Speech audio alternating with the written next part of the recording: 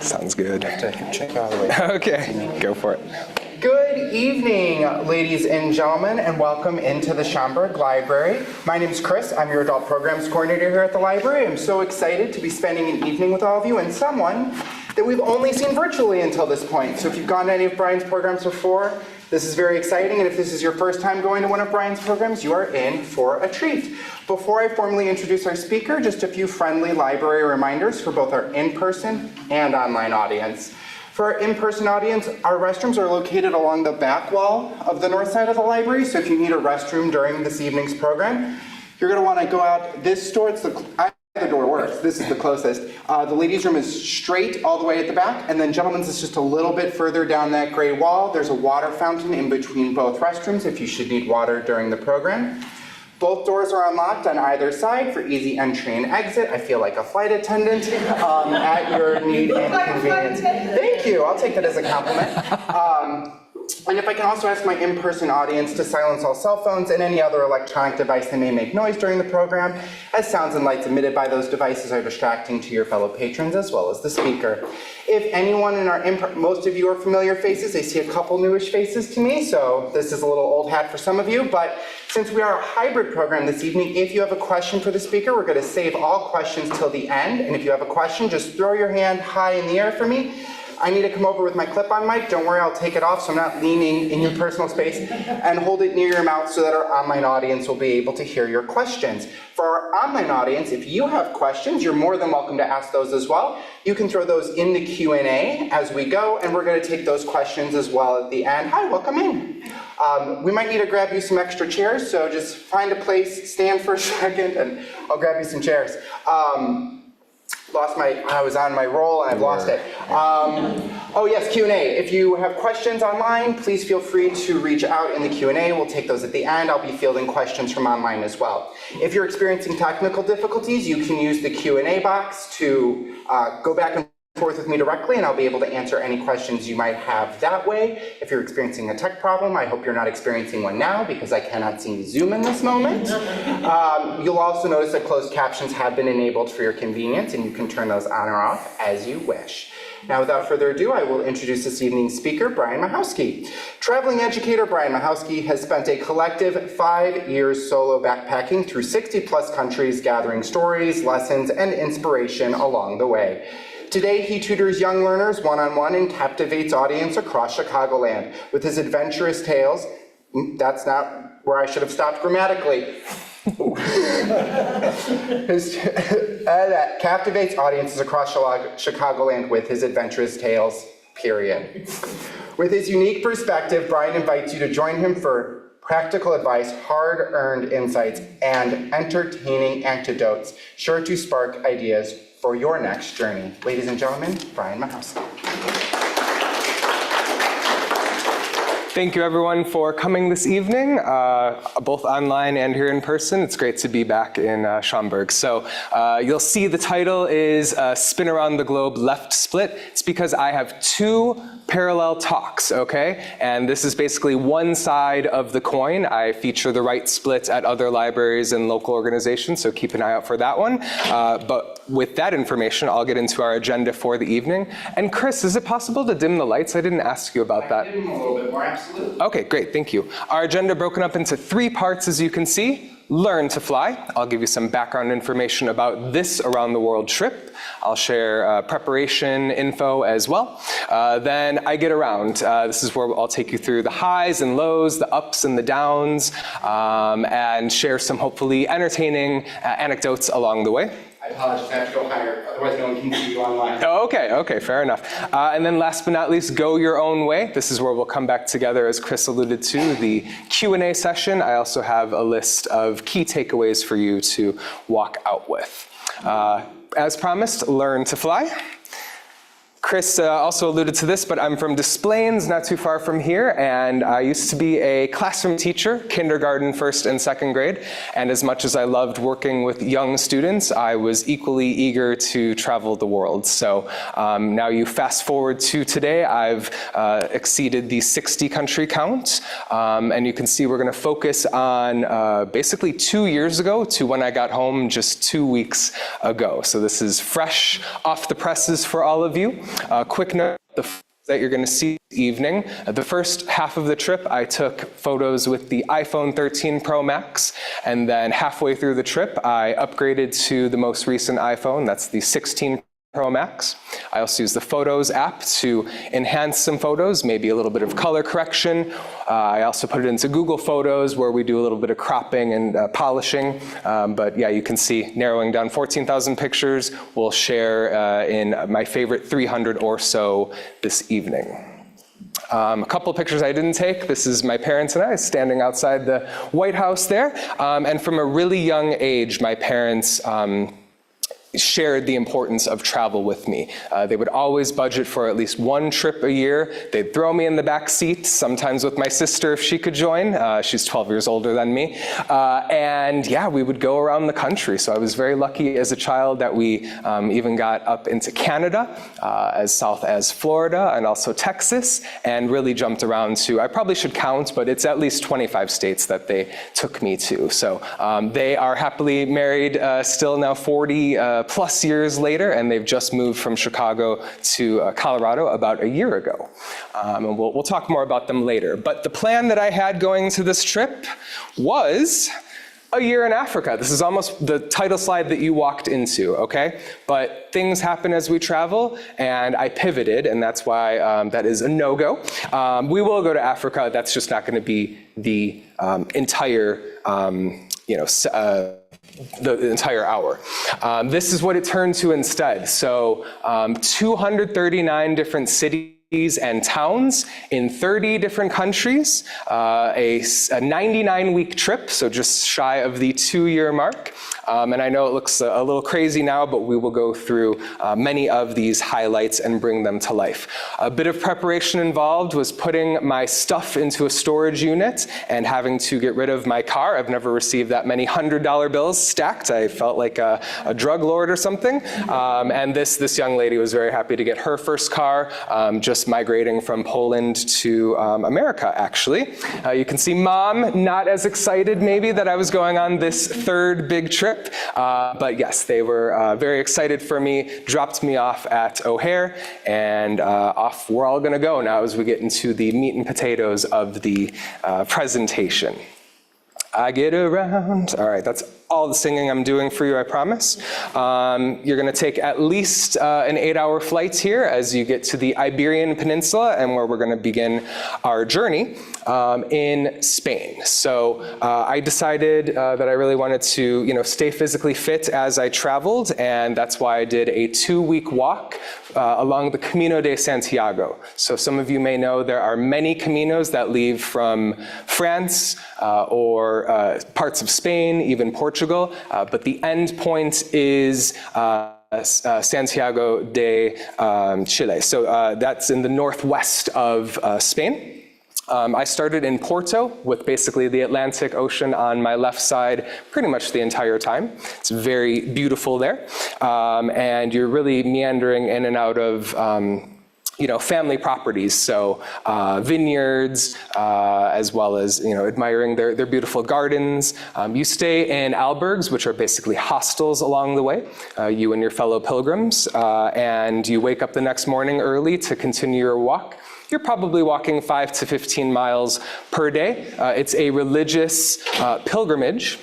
It's evolved more into kind of being a mix of tourism, but people still do this for religious reasons. So you're gonna be able to visit churches along the way, and different, holy like references along the way. The pilgrims that I talked about, these are strangers who become fast friends because you're basically parallel walking alongside of them, and you're overcoming physical and mental anguish along the way. Many of us had blisters when we arrived to Santiago at the end, and remember, I only did a 13-day trip. Others who arrived to the plaza had been going for multiple weeks, like up to 35 days in fact. Of course, along the Portuguese Camino, you're going to be enjoying seafood, scallops. I've never had them right off the shell like that.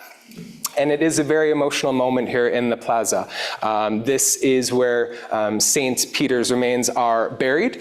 So everyone comes here for the celebratory moment. They may be crying. Sorry, I said St. Peter, St. James, sorry about that. You know, jumping up and down, hugging each other, and you are just all embracing each other in this magical moment. So this was an eye-opening experience. A lot of pilgrims who do one Camino are insistent that they have to do a second, and I can almost guarantee you all that I'll be doing that. So next, we're going to use our feet in a different way, and we're going to check out some flamenco dancing in the south of Spain, in the Andalusia region. It's a gypsy tradition, and take a look at this incredibly talented dancer, her intricate moves. You'll also notice her band in the background as they infuse it with their passionate guitar and unbelievable foot syncopation. And there will be a sound delay, but it will kick in.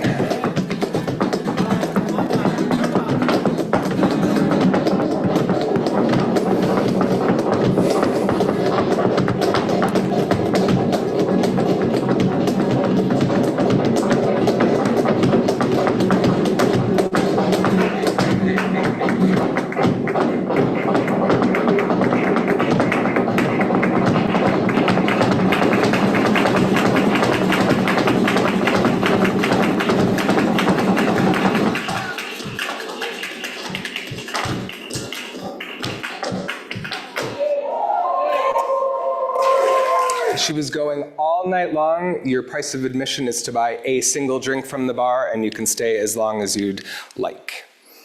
Next up, we're going to go back into Portugal, just kind of going in and out of the Iberian Peninsula, and to the Azores Islands. So this is about a 4-hour from Lisbon or Porto, and you are going way back into the Atlantic, basically the way that we just came.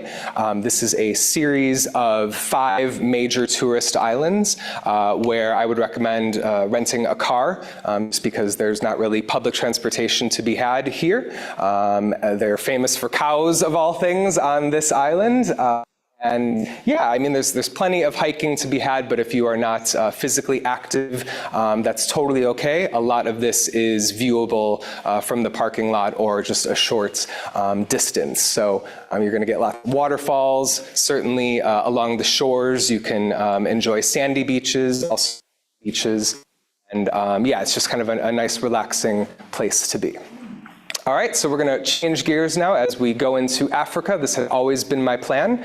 And it began innocently enough, just taking the ferry from the south of Spain, about 45 minutes into the north of Morocco. That city is Tangier that I began in, and my friends were teaching English there as part of a 2-year contract. So I was lucky enough to stay with them for about 10 days, and then I would spend another 7 weeks after that. I'd been fascinated with Morocco from a very young age, and I just really wanted to get deep into their culture. Another hike in Mount Toubkal. So you can take a bus from Marrakesh. It takes a few hours to get to the eastern part, kind of like the gateway to the Sahara. And you spend the first day getting about 2/3 the way up Mount Toubkal. There's basically log cabins. They're kind of like ski lodges, but very bare bones, where there's like a heated, like literally a fireplace where you're staying warm in kind of the main living room where they feed you your dinner. Then you sleep in a dormitory style bed with your maybe 6 or 8 other fellow tourists and your guide. a.m. because you need to get to the top by sunrise on the second day. So that can be another 3 hours. As happy as I may look in this photo, I was absolutely frozen. I very quickly put my hands like under my armpits. I was exhaling, rubbing them together. My tour guide was nice enough to give me his gloves. And I took my pictures and got the heck off the top of Mount Toubkal. I was ready to go back down. That takes about 5 more hours. So you are back down to the base of Mount Toubkal then probably in the late afternoon. Of course, stopping for snacks, for lunches sold by local Moroccans who make their living just hanging out on the mountain and serving local favorites. And yes, this was just a great bonding experience with these fellow travelers. And that was just another great experience. So working, I didn't do a lot of work this trip. I didn't work locally. I have done that in the past. But I really wanted to stay in touch with my students who I had tutored from COVID times until literally days before leaving for this trip. So I did kind of like a kid-friendly version of what we're doing right now. I'm kind of like breaking the fourth wall here, but I would make it much more interactive where they could basically interrupt with questions and maybe I would teach them just basics like what does it mean to be a backpacker and why would an adult want to do something crazy like this, and getting them to expand outside of their little suburban bubbles that a lot of them frankly are insulated in, and to teach phrases of whatever country that I was focusing on, or even sharing information about the food, giving the parents recipes that they could make in the home with the child, and of course providing learning assessments and activities for these kids. So I did that for about the first 3 months of this trip, and then inevitably decided to just focus on the journey itself. But lucky enough, I now have reunited with 8 of these kids 2 years later to continue tutoring in person with them. West Africa is daunting, and I did not want to go there unprepared. So I booked a tour of Mauritania, a 2-week tour, and it was so well done. The guide was a local man with the driver, another local, and they took very good care of us in the 4x4 Jeep that they drove us around. I was with one other tourist, an American guy. One of the highlights to focus on is Azwiga. These are the tallest sand dunes in Mauritania, which is 90% desert. And these look pretty daunting in the photos, but this is only about a 15-minute, fairly easy climb up. It's advised to do it right before sunset because you could do a little photo shoot up top. And I also got to wear my tour guide's local traditional Mauritanian wear for the photo shoot, which was pretty cool. Down at the base of the Azwiga sand dunes, our driver was pitching our tents for the evening and cooking up a very quaint but nutritious meal. It was like a tuna salad kind of a thing, actually. Tea, they are drinking morning, noon, and night in Mauritania, so we had several cups of that. And then this is the first time that I owned an iPhone that could take reasonable pictures of the night sky. So that looks really good in the darkness, and you kind of get a sense of it in person here. Because it's in the middle of nowhere, you basically have no light pollution there. Then I was kind of off on my own, solo backpacking, no more tours to rely on, and it got really difficult. I went to places including Senegal, as well as Sierra Leone, which we're about to talk about briefly here, and the Gambia. It frankly wore me down, and it was so depressing to witness the high level of poverty that these families are facing, and really just the desperate situations. I would hear so frequently from local people, we know we can't rely on our government. We know they're corrupt, they want to fill their own pockets. We have to rely on each other, our fellow community members, to make it day by day. You can see the house, if you want to call it that, this is a pretty typical situation in Sierra Leone. And the kids not having great educational opportunities. And really that kind of depression for me that was beginning to set in is why I decided to pivot from Africa. And I figured, you know what, I'm happy to go back to Africa, maybe to have more of like a mission, like to go specifically for a volunteer type of thing in the future. But it almost felt sinful to backpack through there. It didn't feel right to me after a certain point. So I did some community service there that I talk about in the right split. I felt like, looking into the eyes of these children, I saw the kids that I tutor in Evanston and Skokie and Chicago, and they also deserve the same opportunities that the kids here have. The difference is they simply don't have access to it, or their government has thrown up many different roadblocks. And yes, for me, 3 months in West Africa was enough. So in my U-turn, before leaving Africa altogether, I did want to visit Egypt, as that's been very high on my bucket list from a young age. I went to the pyramids outside of Cairo, but what we're going to focus on in the left split is the Aswan to Luxor cruise. This is a 4-day cruise. I believe they offer a 3-day, by the way, if you're short on time or need like a budget, adjustment. But yeah, you start in Aswan, and then over the span of 4 days, you travel north along the Nile, where Luxor is your ending point.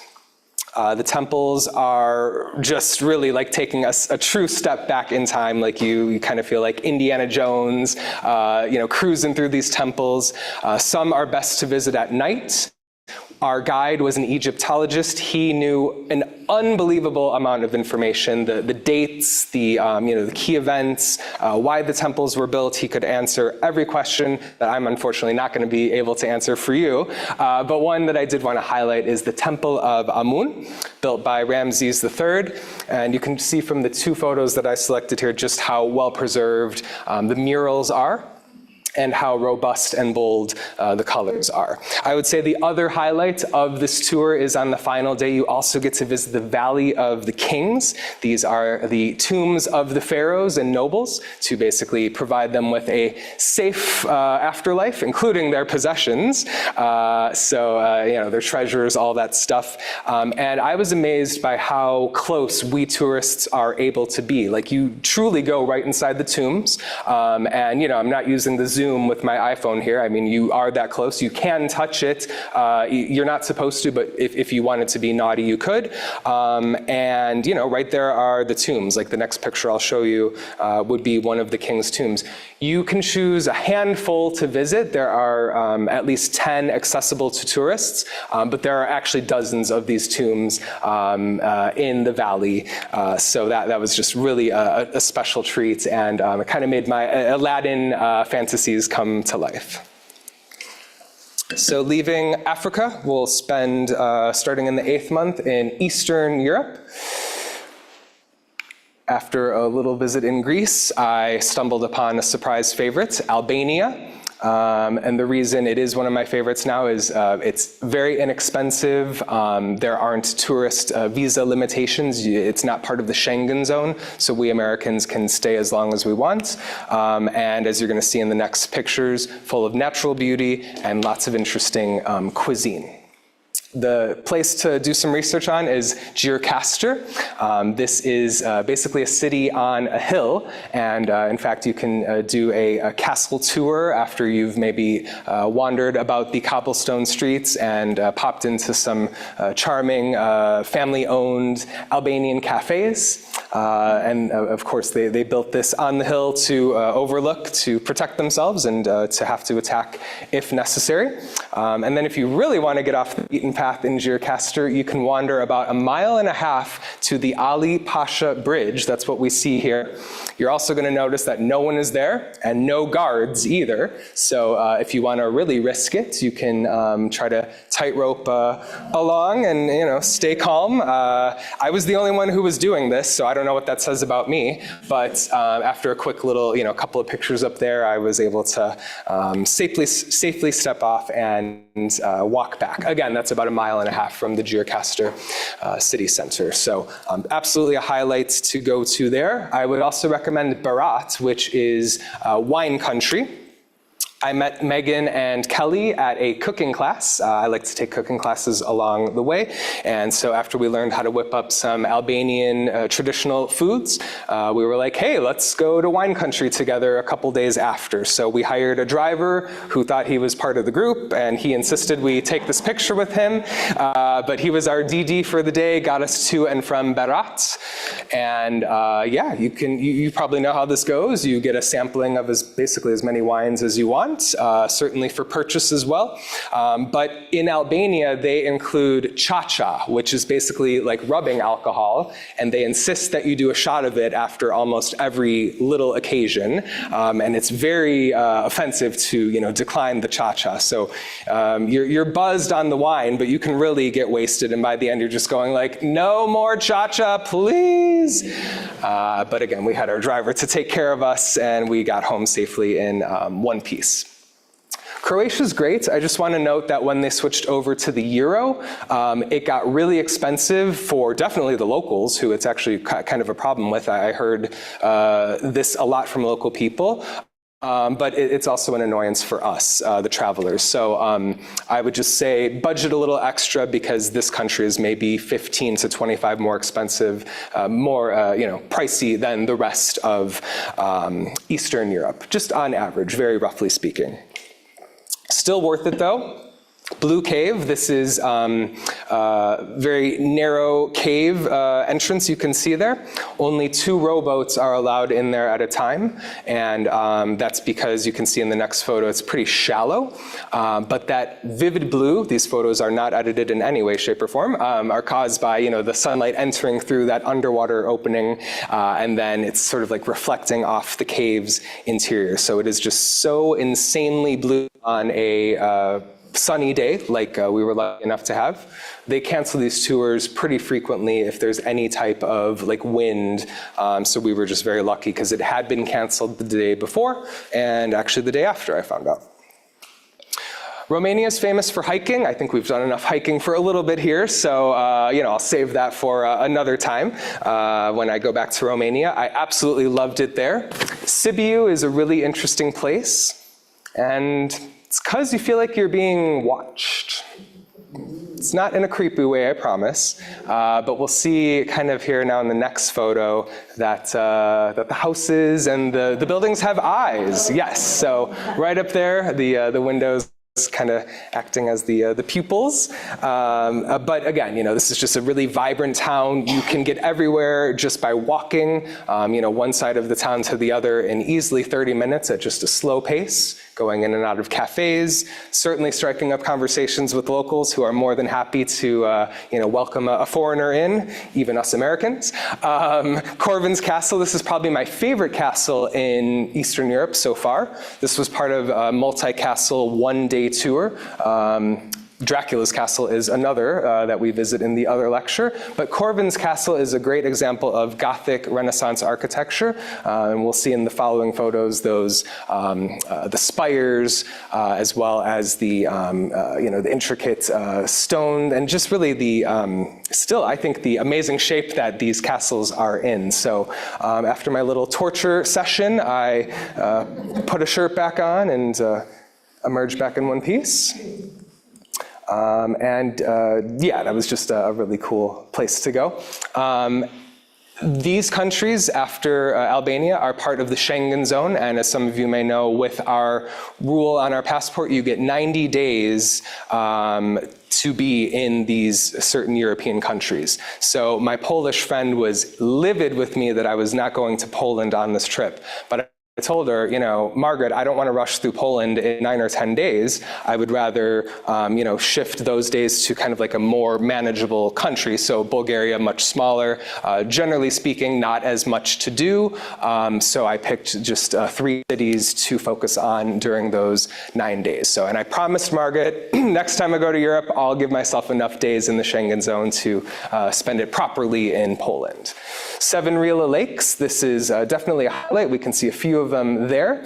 You take a cable car to the starting point, and then you can do it alone if you'd like, or as part of your guide experience, you can just maybe spend about 3 to 4 hours going around the lake. This is just kind of a good experience if you want a little fresh air, mild exercise. In the next photo, we can see 6 of the 7 lakes, and then the 7th would basically be behind us if we are the photographer.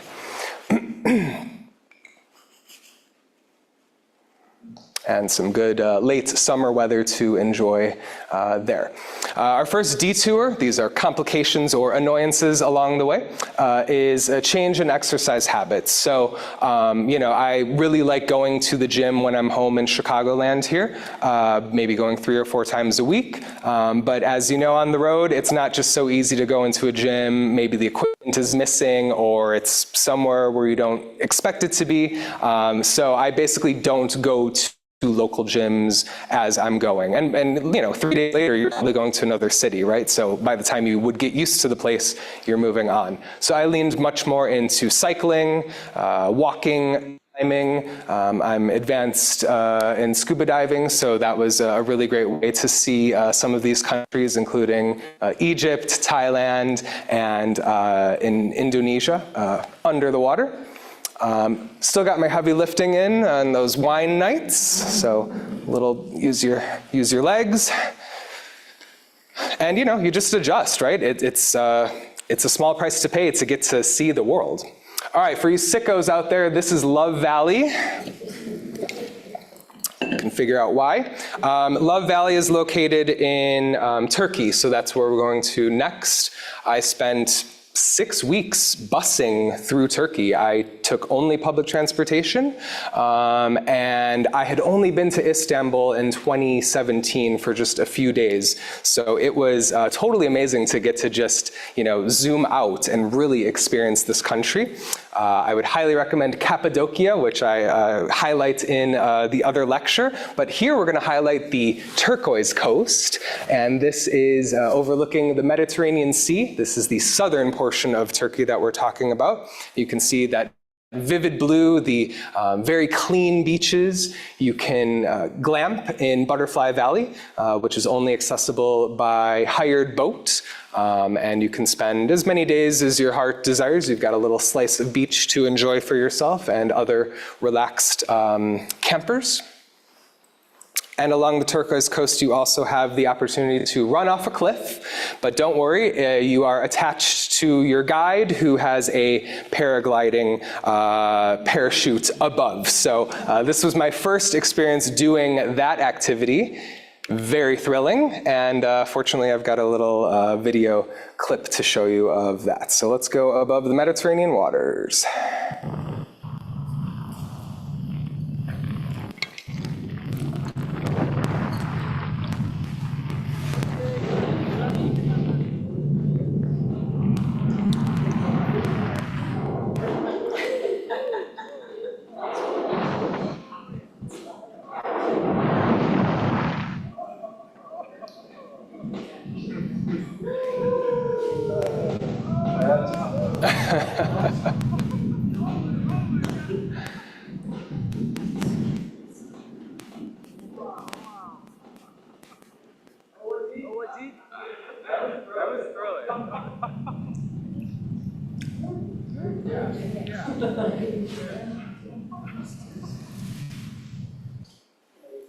Yeah, that's nervous laughter.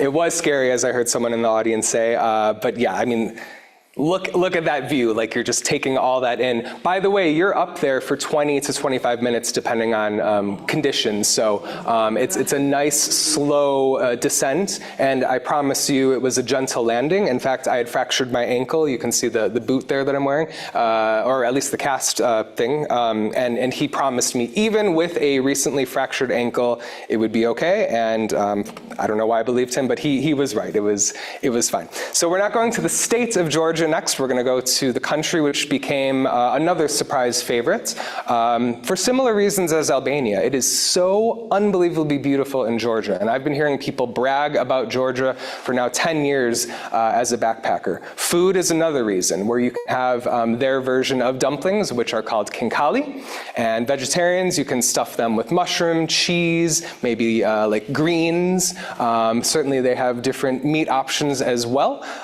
So the key with the khinkali is to do 19 folds per khinkali. So don't count too closely there on the left side. This is the best that I could do. I think I got 16 or 17. And they're very delicate, so you have to be careful as you're placing them into the boiling water, 7 to 10 minutes, and just add a little salt so that they're not sticking to the bottom. And then you can also do their kind of version of like cheesy bread, which they call khachapuri. So it's not tomato sauce, right? It's just going to be like the garlic, the olive oil, the cheeses where maybe we would use here in America like mozzarella and I guess feta. You could kind of incorporate that. And then you bake it, slice it up pizza style.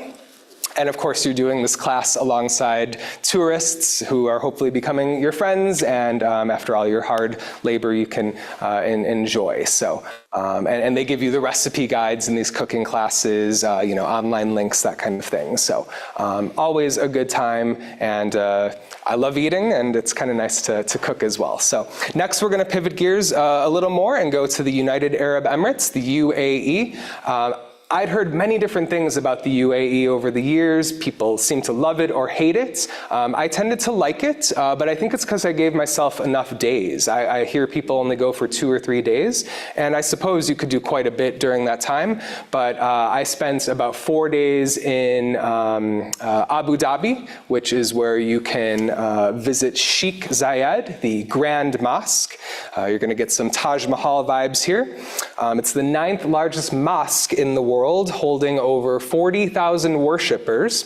But what I read here is that the worshipers can do their own thing, but you, the tourist, are welcome to walk through as part of guided tours. They're promoting a cross-faith dialogue, an interfaith dialogue, and it is just an architectural marvel. It is truly stunning to be there. Entering through the gates, you see the intricate marble work, the solid gold, it just goes on and on. The chandeliers, as far as the eye can see. And it's very crowded, yet very peaceful. And I think that's what was so surprising to me.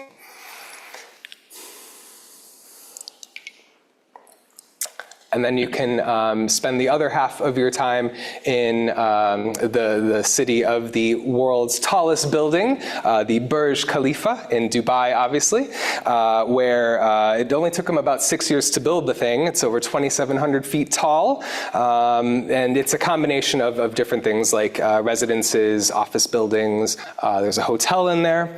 If you pay $40 on a backpacker budget, you can get halfway up. I'll show you a picture of that next. They also have the free water and light show, where they project the different lights and colors and all that animation on the building. So this is the $40 view. Sorry, this is all I could afford. Or if you pay then $100 total, you can get to maybe the 5th highest level. So maybe someday I can show you the tallest view. Month 14, we're going to continue through Asia now as we go to Nepal. Talk about kind, welcoming local people who will do anything and everything to give you the best, most comfortable, in their definition, luxurious experience. They want you to leave having just the best, impression of their country. And I have to tell you that they mission accomplished. They just were outstanding. It's a beautiful place. A little more religion talk here, where we're going to talk about the Hindi cremation of Antyesti. and we'll take note of this body of water because we'll talk about it a little later. But when the loved one dies, they will bathe the body. They'll also wrap them in white garments, place flowers in their hands. And then during the cremation, it's the eldest son who lights the the wood, the logs that they've formed around the body. The loved ones there you can see doing the prayers, the chanting. The post-cremation practices, they're in a mourning period as well. So the post-cremation, though, they put the ashes into the body of water. So in India, it would likely be the Ganges, but here in Nepal, it was that body of water in Kathmandu. And then that mourning period lasts 10 to 13 days. The family members abstain from celebrations, but they are frequently coming together to honor their loved one and send them off lovingly into the afterworld. The other thing I want to mention is I felt a little uncomfortable at first taking the pictures, and I certainly asked permission before doing so. And the local people were like, "Are you kidding? Of course, take photos, ask us questions. Like we want you to become educated and go back and tell your family and friends about this process that frankly I didn't know a whole lot about." So I thought that was really grand of them to have that attitude, and it's with their blessing that I can show you those couple of photos. I loved Thailand so much the first time. I was a carefree backpacker in Southeast Asia, so I figured I'd visit slightly more mature, visiting the Living Green Elephant Sanctuary. This information is in your resource guide, along with the other tours that we're talking about tonight, so don't feel like you have to memorize every little bit. But Living Green is one of the ethical elephant sanctuaries, where they come and go as they please. They tend to come when they know that you, the tourist, have a satchel full of bananas and pineapple plants. They also like to cool off a little bit as well.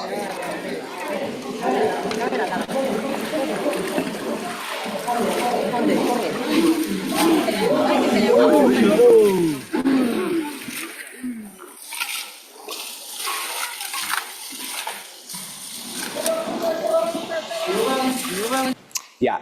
They're gentle giants. If any of you have ever been lucky enough to work with elephants or volunteer with them, such social creatures, family really taking care of each other. You can see here, she's very smart. She's trying to pickpocket my satchel. And it was just great to have a second opportunity. Oh God, this guy, he was causing all sorts of trouble, this 10-month-old baby. He had the volunteers just doing circles. They could not keep up with him. So very cute to work with them. And again, just do your research if this is something of interest, that they are treating these elephants as they deserve to be treated. Elsewhere in Thailand, we're going to visit Pai, where people accidentally fall into the Pai hole, as they call it, because most of us think we're just going to go for 2 or 3 days and end up sometimes staying for 2 or 3 months. It's kind of got a little bit of everything. It's off the beaten path for the most part. You can just easily rent a motorbike for very cheap, $5 to $10 a day. Get out there to visit Pai Canyon. It's also home to one of my favorite night markets in the world. Not necessarily one of the most famous. And in fact, favorite meal of the entire 23-month journey. This is barbecued pork neck, extremely tender. I know a neck sounds kind of tough, but it was just so juicy, perfectly seasoned, and then you've got these little dipping sauces here to add some spice and savory components as well. And then you can tipsy tubing. So it's pretty self-explanatory, but you get strangers and you sail down the body of water there, and then you get out at these makeshift bars that the locals have. Of course you could do shots or whatever you want. You could just dance, and then you get back in the tube and you go all the way for maybe 4 or 5 hours, and this is the last stop on the right, where it's basically a foam dance party. So pretty fun there. But that leads into our next detour, which is basically this emerging age gap that I've noticed the first time in my travels. I mostly stay in hostels where the median age might be like 23, 27. And nowadays I'm a little bit older than that. But they're there to have a good time and party. And okay, after we get a little buzzed here, we're going to go out to the clubs, and I guess instead of doing that 3 or 4 days a week like maybe I used to during my younger backpacking days, I'm closer to like 1 or 2, because I'd like to wake up not at 3 o'clock in the afternoon. I want to go to the museums, I want to be with local people, so I try to strike the balance, and I think I did an okay job, not always perfect, but a lot of fun. In the South Islands of Thailand, you can go to these different fire shows that are put on by local people. This is their main source of income, the performers. They might do 1, 2, or 3 shows per night. It's really dangerous looking, but they're really good at it, and it's quite a thrill. And then you, the tourist, can also choose to participate. So after seeing this for 3 nights, I finally got my courage the 4th night to do the fire jump rope.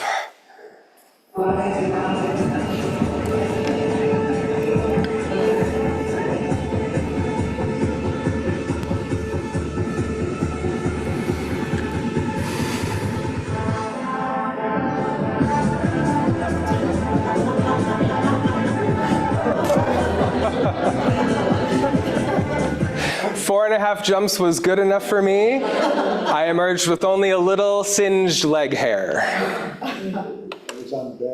Yeah, exactly. So next we're going to Vietnam, another one of my favorites, the first backpacking trip through Southeast Asia. So of course I had to go back. As you probably know too, they love their coffee there. I'm going to talk to you about 3 different famous coffees they serve up. But before that, I want to point out the Note, which is located in Hanoi. Pretty simple concept. You place your coffee order and then you receive an empty sticky note that you can write, I don't know, a love letter, a confession, some advice, whatever, a joke, I don't know.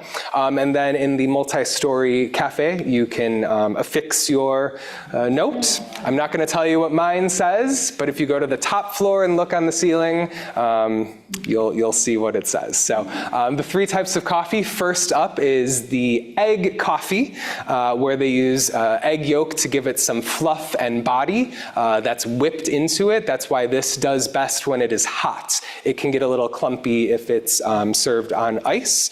And of course, the Vietnamese espresso is blended with that yolk as well as a little bit of sugar. On the left is coconut coffee, so you can do that hot or cold. Here it's kind of like a coconut slush with that coconut milk, and then the espresso, the piping espresso sort of cuts it like, just to provide a little balance there. And then probably my favorite is salt coffee on the right, which I know that sounds maybe a little weird or gross, but I want you to think more of like a salted caramel, almost like hints of creme brulee in there. This one can be really good hot or cold. It's got the salt cream combined with the Vietnamese espresso, and it goes down really easy. I'm not a sweets fan, but this one makes you forget your principles of not being a sweets fan for sure. In the north of Vietnam, they've got the Ha Giang Loop. This has recently become a tourist attraction where over 4 days you are going on your motorbike through the north of Vietnam in a big circle, beginning in Ha Giang. So you can do this as part of a tour. A lot of other tourists, some really rowdy Danish people, as well as Molly and Jessie, an American girl and an Australian guy.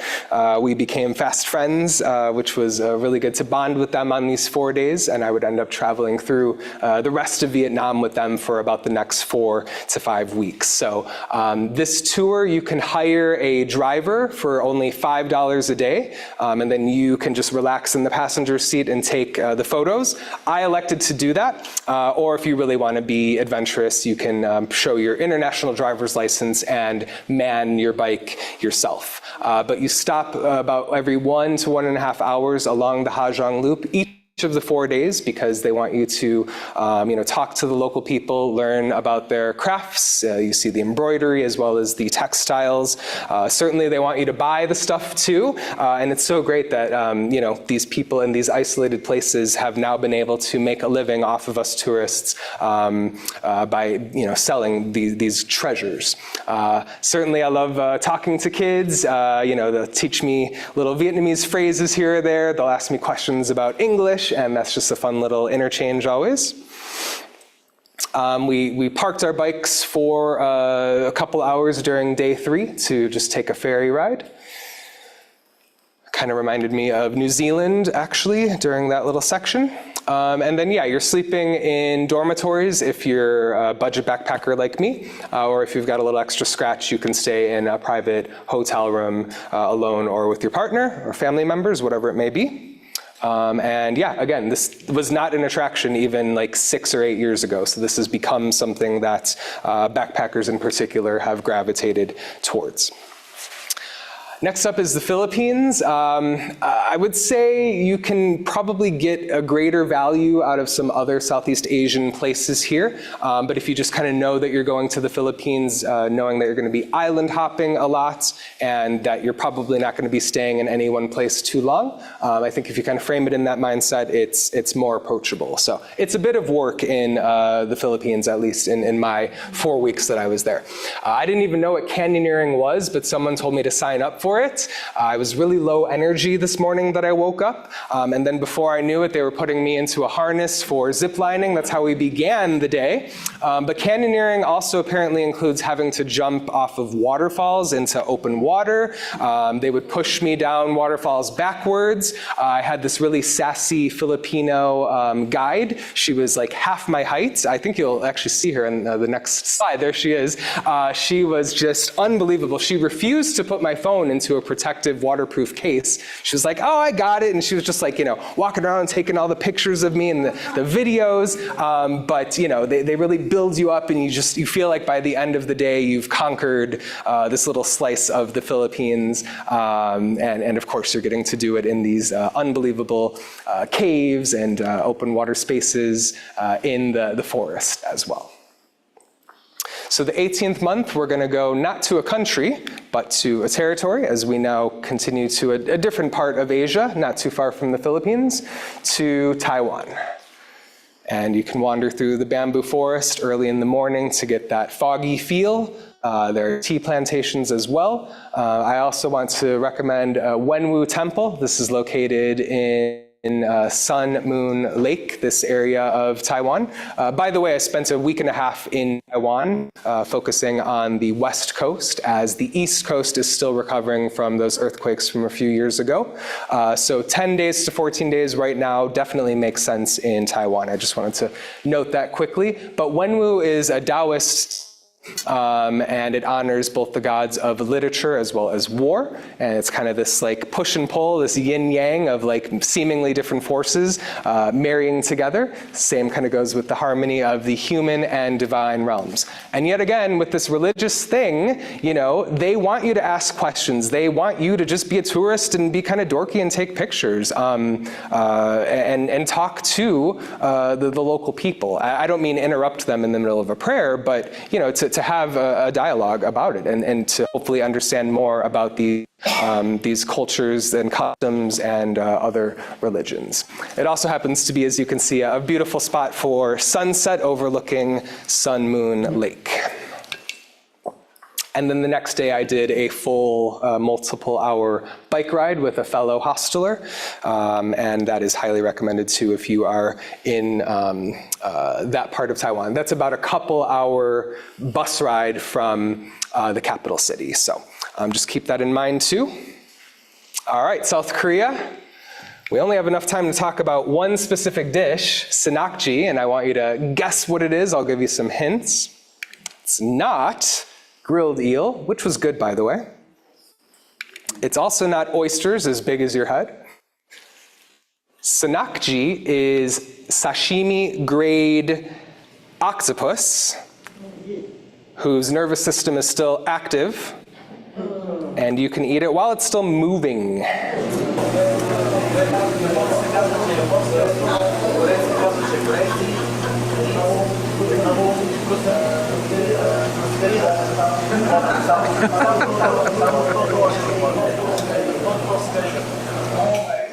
my God.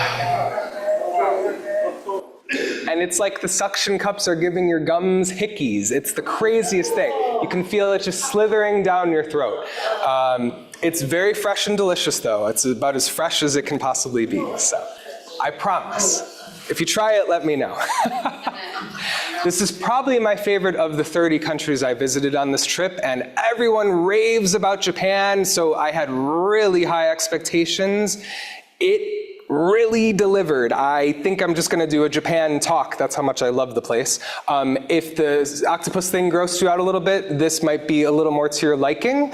We're gonna talk about okonomiyaki, which is a savory Japanese pancake. So the base is usually cabbage, maybe bean sprouts, and then you can keep it vegetarian, or you can add seafood or pork to it, just kind of, again, depending on your preference and dietary restrictions. Let me go back to that because you want to find an okonomiyaki bar where they've got these little stools next to one another and that big griddle there. And you can see, just in this picture, he's doing 3 at once there. But at any okonomiyaki bar, most of these chefs are doing like 6 to even 10 at one time. So I don't know how they keep it all straight.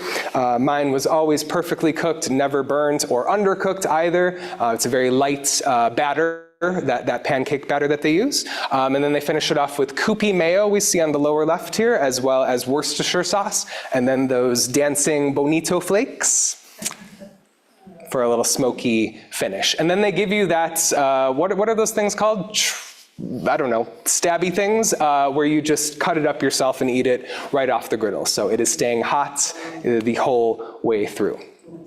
And this is our little flower interlude, because you've heard my voice for too long now. But what I will mention is that I purposely went to Japan in April during Sakura season, during the cherry blossoms. So the tulips were also in bloom. And then you'll get to see the cherry blossoms as I would continue from south of Japan to the north.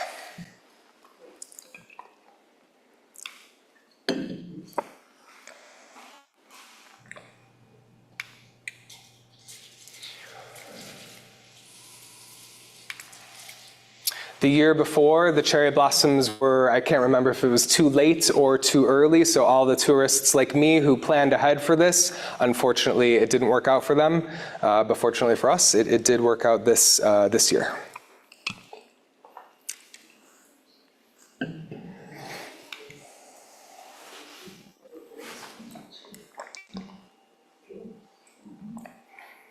All right, now you have to hear me talk again. We're going back into Southeast Asia now as we visit Indonesia, where I wanted to get away from the big, busy, chaotic cities this time and instead go into more isolated parts. In Komodo National Park, this is Palau Padar, and if you walked in before this presentation started, then you'll recognize this as the basically the cover photo. Very easy experience. By the way, you could do a 1 to 5 day tour along the Komodo Islands here. I did a 3-day tour just because I was kind of short on time. It wasn't so much a budget thing, but a time issue. So they pull up to a dock here, and again, you just walk about 10 minutes up to this amazing 4-beach view. And you bet if we're going to Komodo National Park, we're going to talk about the Komodo dragons on Komodo Island. We were lucky enough to see 5 adults. This is the largest lizard in current existence. Males can grow up to 10 feet in length from nose to tail and weigh over 300 pounds. So they're not so interested in us humans. They're focused on other prey, and they sample the population by just putting their forked tongues in the air. And then you probably know they've got that venomous saliva, so they'll basically stalk prey once they've successfully bitten them and just kind of wait them out until they just bleed out or get poisoned, whatever. It's camera trickery, don't worry. You have to stay 6 to 8 feet away from the Komodo dragons at all times. The park rangers are very serious about that. And again, they're not scared of us or about to attack us humans. It's just like we're on totally different channels. So yeah, of course they require you to respect them and to keep your distance. That was really lucky that we got to see 5 that day. Into our 20th month, you can view dolphins. Sometimes if you're lucky enough, they'll swim right up to you while you're snorkeling. This is in Australia, another favorite of mine from the past. And I focused on the West Coast, but also was able to do some visits again to Sydney, where I got to attend an opera house performance. I had attended like 8 years prior, but it was in like a tiny little hall. So I really wanted to go back to be in the main opera hall. And it was Pride Month, so I was able to you know, do the famous walk along where you've got the Harbor Bridge on the left and the opera house on the right. And the ticket woman was just really nice to me and gave me a $150 ticket for like $40. So I was able to upgrade from way in the back, which is what I would have been able to afford, to get a much better view down there in the 9th row. Unbelievable acoustics, as you could imagine. You know, the orchestra was precise, and that pianist, I've never seen anything like it. And I'm sorry, I'm forgetting his name right now, but he was dynamite, and I guess he's world famous, and certainly with good reason. So if you get to go to the opera house, highly recommended. And I obviously needed a vacation, so I spent a week in Fiji, just island hopping. The company that I list in the resource guide puts together these packages where you could stay on an island for 1 or 2 nights, or probably more, but that's what they recommend. And then you can kind of do a little island hopping in the period of time that you select. And one of the excursions that they offer is snorkeling with the manta rays, the world's largest of the rays. Currently, their threats include overfishing as well as habitat degradation. And they're filter feeders. And you're going to see in this short video clip how they feed in this unique somersaulting pattern.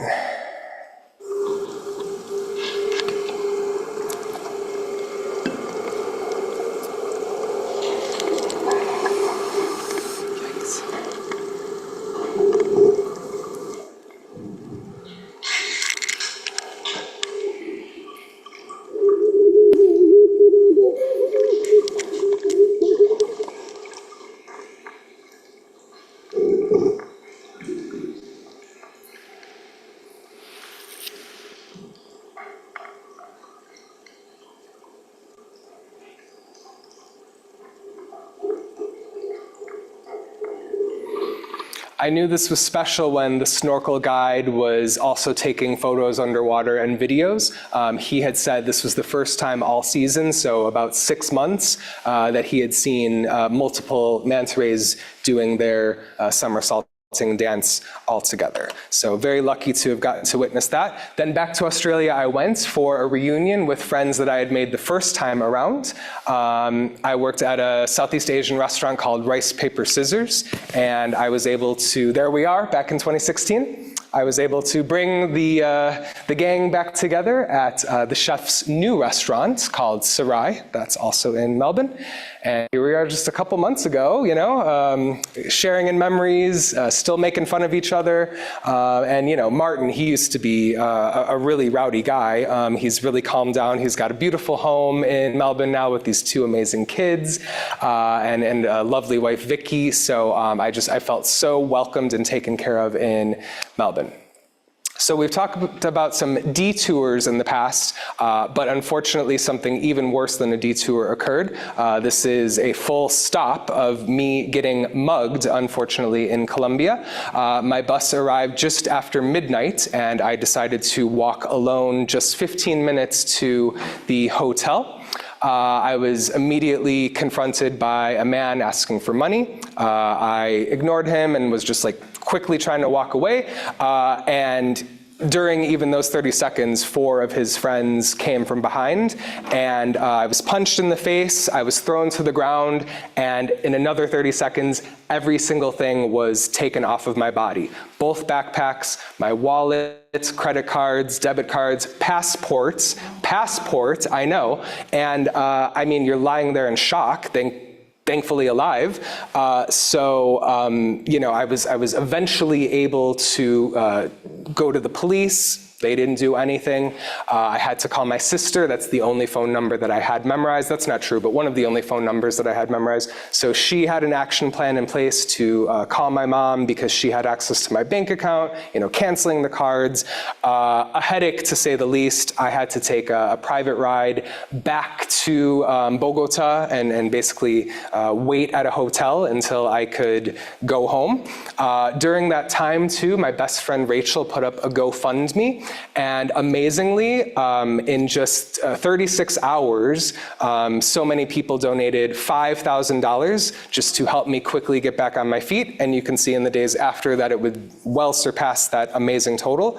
You know, most of these names I didn't even recognize, but these are just amazing angels who did all that they could to help me get back. So I skipped Guatemala. I was hoping to tell you about that this evening, but I clearly wasn't in a backpacking mood. Once I got my emergency passport replaced at the embassy and a debit card, I got the hell out of Colombia, to be honest with you. And it's so sad because that was my favorite South American country during my 1 year in South America in 2019. So just wrong place, wrong time, probably a misjudgment to not just take a taxi, but we'll, you know, we'll have to live and learn. So month 23, it's not Guatemala, but it is Colorado Springs, where my parents were happy to take me in about a month earlier than we had planned on. So once I found a halfway decently priced flight, I flew from Bogota to Denver and then was able to reconnect with them, where Mom had whipped up all my favorite dishes. And then also, you know, as sorry as they felt for me, they also were like, hey, this is a really cool place and we want to show you around our new home. So we got to visit, you know, Painted Mines, as well as Red Rock Open Space. And you know, that kind of leads into the final detour, which is figuring out where home is. I have only decided to stay here until December, but I may decide I want to stay put or possibly relocate to Seattle. So that's a decision I'm going to have to make in the next probably 1.5 to 2 months maximum.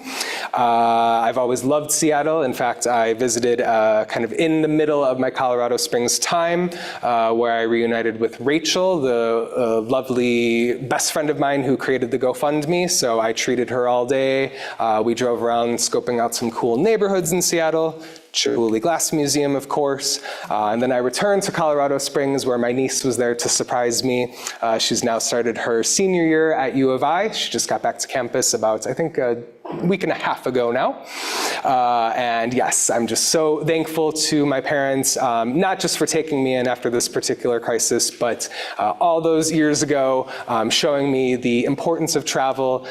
It remains a love of mine, even if I need to maybe pause for a while here. And I know that's how they would also want it, and they do. So I've got about 2 minutes of stuff for you, and then I'm excited to get to your questions. What are my 5 takeaways for you? The first one is pretty straightforward. Follow the seasons. My body responds really well to summer and dry season. And yeah, I thrive in that kind of temperature. And I know some people actually might disagree with that, but for me, in my experience, that's been the best way to do it. Another one is real-time adjustments. We talked about having to pivot during Africa, skipping Guatemala, right? It's okay to pivot if you've given yourself that flexibility, that you don't have to prove anything to anyone. It's your own journey, your own experience. So it's great to follow your nose when you have the luxury to do so. You can never go back. And I didn't know what this phrase really meant until this trip. I talked about a lot of places that I had visited in the past. They've all changed now, right? some of the loved ones that I made, friends that I made there, have moved on, right? Or the place has become more touristy or too expensive now. I mean, there's a million reasons why it wasn't as magic the second time as it was the first. But I also try to remember not to compare them so strictly and to create new memories and new moments if going back to a place. This is my final long-term journey. I decided this before the mugging, I promise you that. I think I just want to get more into like a classic version of travel. So that still means backpacking, I promise you that. But this would be more like 2 or 3 month journeys in maybe 3 or 4 countries. So kind of downsizing this. I've been around the world twice. I don't know how much luckier I could be. And I kind of know where I want to go back to, and of course, new places. Last one, loved ones are everything. I knew this before the trip, but what great reinforcement, and just to be surrounded by those, whether it was online through those donations or those kind messages, or just hugging my parents for the first time after being away for over 22 months. I am so thankful.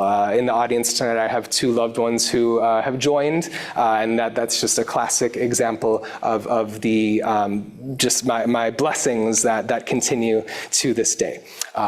All these other people that we don't have time to talk about, whether I met them in a hostel or at a bar, reuniting with them along this trip. I'm so lucky to say, these dozens of people, and many more that I can't show you too, just based on time, I continue to stay in touch with, whether it's on Instagram, Facebook, or text message. So this would have been the slide that I showed you, 30 passport stamps from 30 countries. Sadly, we just get a cute purple emergency passport instead, and you have 1 year to replace your emergency passport at no extra charge to then get your 10-year big boy back. So I do hope that I've brought to life these places, and that they're more than just pins in a map for you.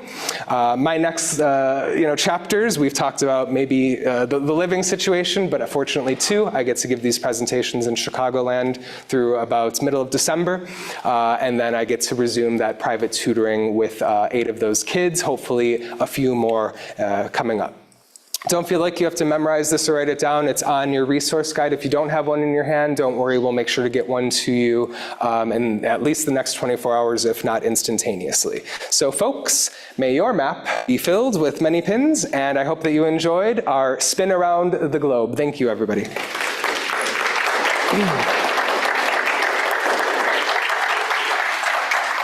And patiently waiting for the Q&A. I know we went a little long tonight, but Chris, if you want to take over. Absolutely. If anyone has a question in-house, remember to throw your hand up high in the air for me. And if you have I see hands high in the air. Lots of hands. Okay. And if you have a question online, if you could just make sure to throw that in the Q&A for me, and I'll get to it.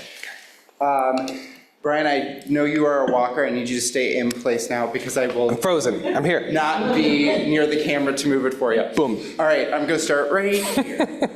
How about communication? Do most of the countries were English, or? Yeah, so are we repeating the question, Chris? Or It's online. Perfect. Yes, so great question about that. I only speak pretty bad Spanish.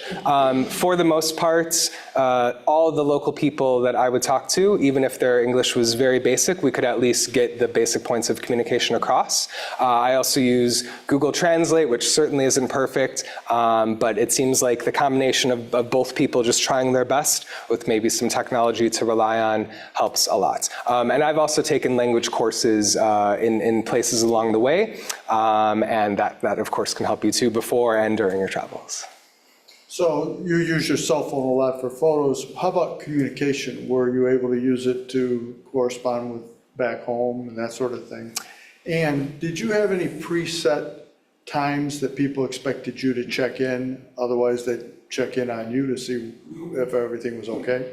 Great questions about technology, staying at home with other people, staying in touch with people at home. Yes, I would use my phone for primarily FaceTiming. Facebook Messenger also has a very similar version of that.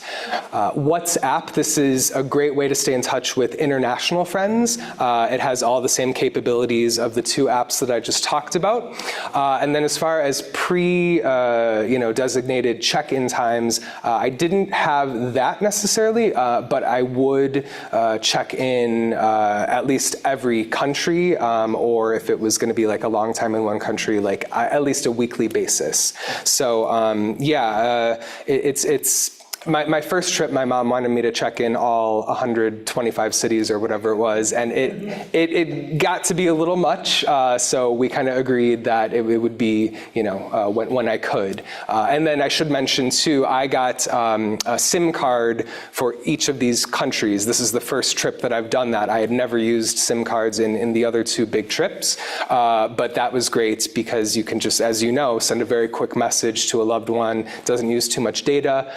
But you do choose the amount of data that you purchase. So whether that's a physical SIM card that goes into your phone, or you might be familiar with eSIM cards, where you basically get it through an app and you don't have to put a physical SIM card into your phone. So great question to ask about technology, yeah.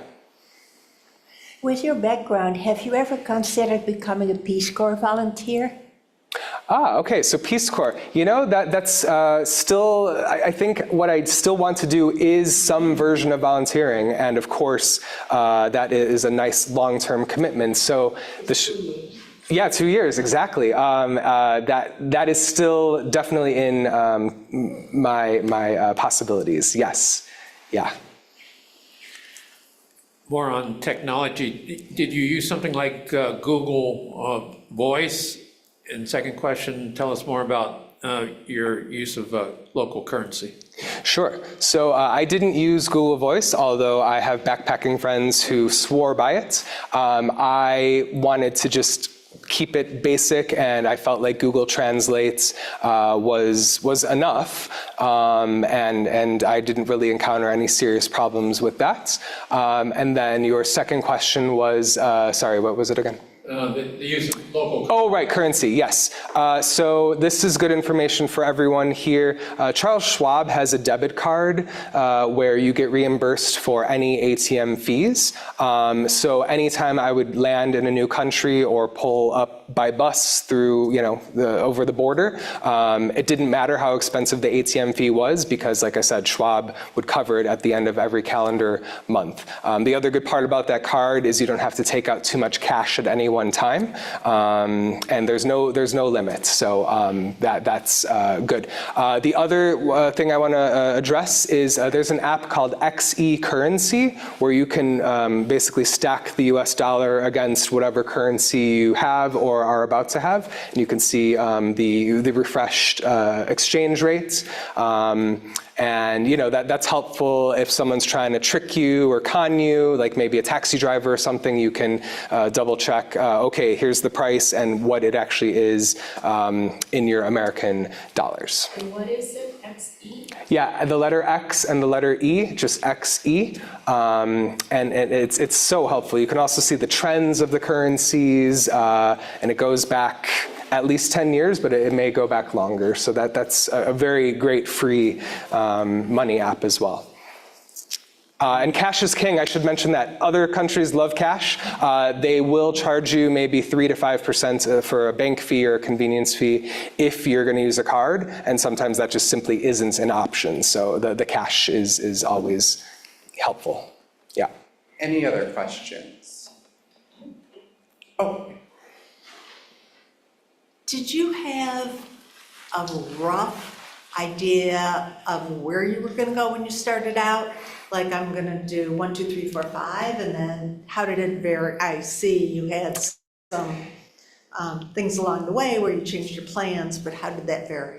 Yeah, it's kind of like when you're a teacher, like you're only one lesson plan ahead of your class sometimes. That's what this trip was like for me, where I would only be one country ahead of where I was for the most part. So yes, I did tap into your idea of maybe picking 3 to 5 ideal spots, but then maybe I would look at kind of like the season. Okay, it's going to be too hot in India. I'm going to skip that for now, or oh my gosh, I didn't even think of Georgia. Let me see if this makes sense. So you would sort of ask other backpackers along the way. You would certainly follow your heart.